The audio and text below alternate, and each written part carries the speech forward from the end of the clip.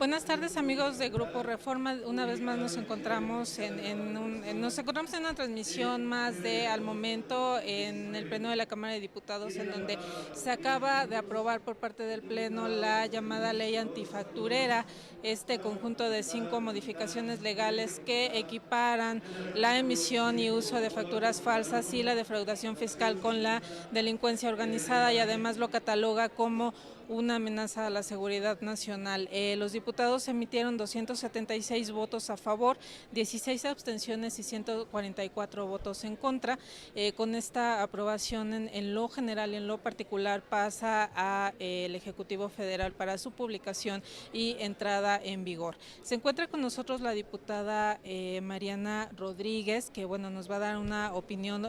Su grupo parlamentario, el PRI, fue uno de los que votaron en contra de esta reforma que calificaron como un riesgo para las empresas mexicanas. Diputada, buenas tardes.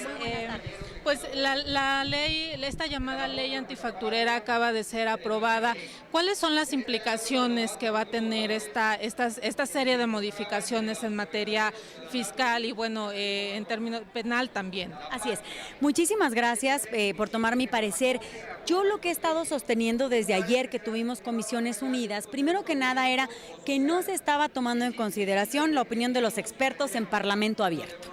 Todos los que vinieron dijeron que esta ley, algunos dijeron que era una atrocidad, algunos otros dijeron al menos que no era conveniente para nuestro sistema judicial, nuestro sistema jurídico. Yo les diría que el problema que no se está dimensionando es que al meter estas conductas del Código Fiscal a la ley de delincuencia organizada y equipararlas, estamos dejando en estado de indefensión a diversos contribuyentes, o más bien a todos los contribuyentes que pudieran ser equiparados a un cártel de la delincuencia organizada por un simple error. Nosotros del grupo parlamentario del Partido Revolucionario Institucional, por supuesto que estamos en contra de las factureras, de las empresas fantasmas, y estamos a favor de una mayor recaudación para el bienestar de nuestro país, pero no de esta manera, que fue lo que nosotros dijimos. Nosotros sometimos diversas reservas a esta iniciativa para poder mejorarla y que efectivamente tuviera entonces la intención, y lo pudiera hacer a través de los instrumentos que estamos aprobando, de combatir frontalmente estos flagelos, que nadie los niega, pero como quedó, está violentando derechos humanos, está violentando el principio de presunción de inocencia, está abriendo una puerta falsa para la prisión preventiva oficiosa de una manera engañosa, al no ir al artículo 19 constitucional, sino a tratar de utilizar la ley de delincuencia organizada, contra la delincuencia organizada, y la ley de seguridad nacional para poder acceder a poder tener la prisión preventiva oficiosa, y también en lugar de abonar a la confianza de los inversionistas y a poder recaudar más dinero a través de mayor inversión, está haciendo lo contrario. Esto es terrorismo fiscal, y lo que hace el terrorismo fiscal es inhibir la inversión, inhibir mayor generación de empleos, y que todas las personas contribuyentes se sientan con una amenaza de poder ir a la cárcel.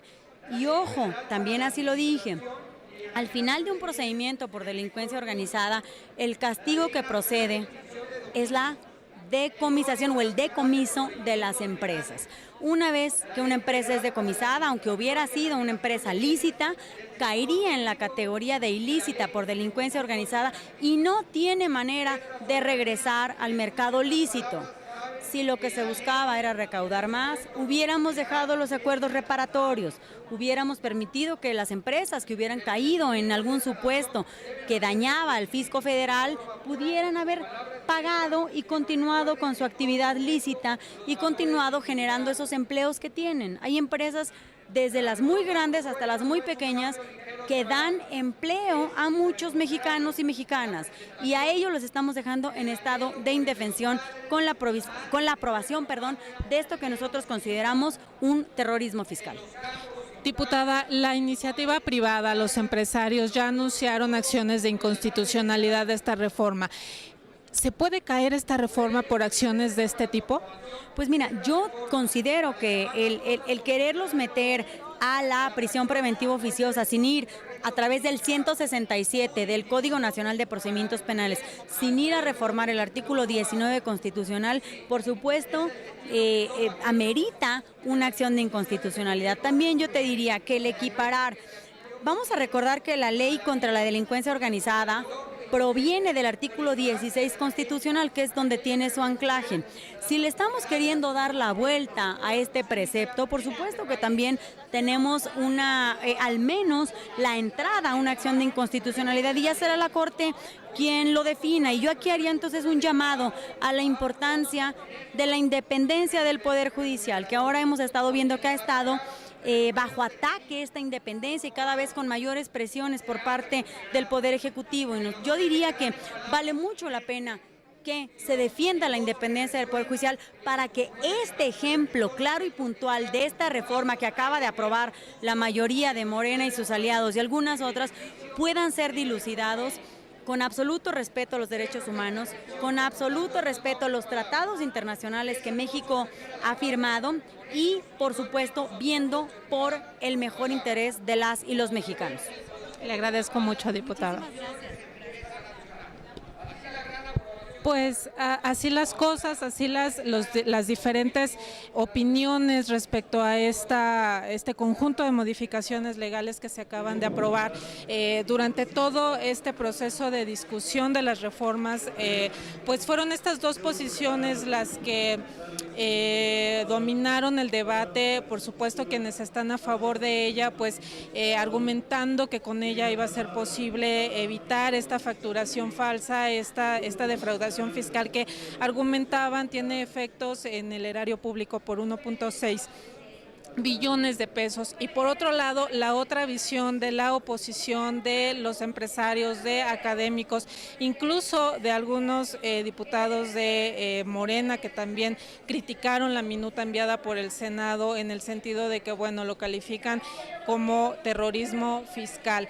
La reforma ya fue enviada para su publicación en el Diario Oficial de la Federación. Su entrada en vigor será a partir del 1 de enero del próximo año, que coincidirá con la entrada, con el inicio del ejercicio fiscal, y bueno, a partir de ahí veremos sus efectos reales. Por lo pronto, el sector empresarial ya ha anunciado que van a impugnar la reforma, que van a proceder judicialmente contra ella, y bueno, habrá que esperar cuál es el primer paso a seguir por parte de este sector. Les recuerdo que la reforma fue aprobada con 276 votos, 16 abstenciones y 144 votos en contra por parte de la oposición. Al tratarse de una modificación legal y no constitucional, pues no se necesitaba más que mayoría simple.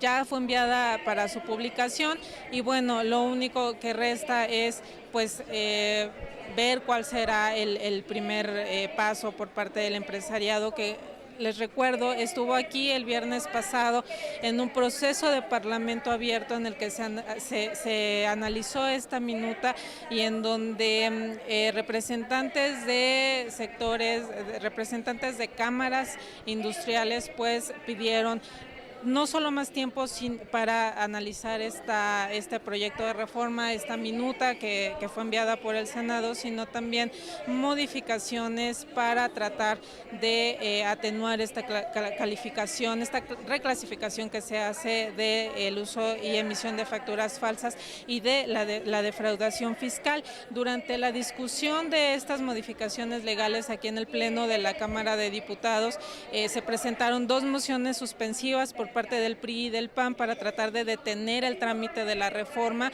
las cuales fueron rechazadas por la mayoría. También se presentaron reservas por prácticamente todos los partidos, excepto el Partido del Trabajo, porque incluso Morena, la diputada Lorena Villavicencio de Morena también presentó una reserva. Todas estas reservas tenían como objetivo matizar e incluso tratar de evitar que estas acciones, la emisión de facturas falsas, el uso de facturas falsas, la defraudación fiscal y las empresas fantasmas fueran catalogadas como delitos de delincuencia organizada, y también evitar que fueran catalogadas como amenazas a la seguridad nacional.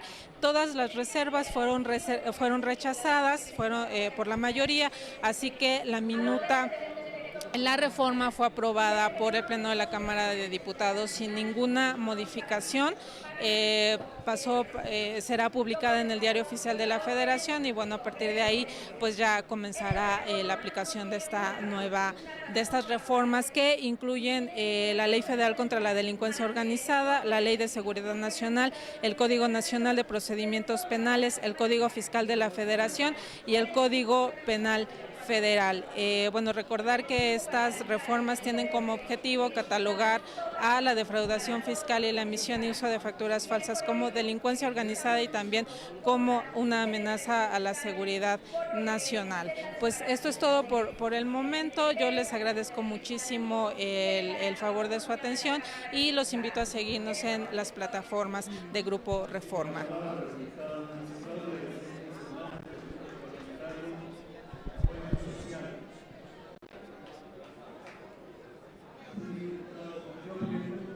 Yo estoy con la diputada Mariana Rodríguez.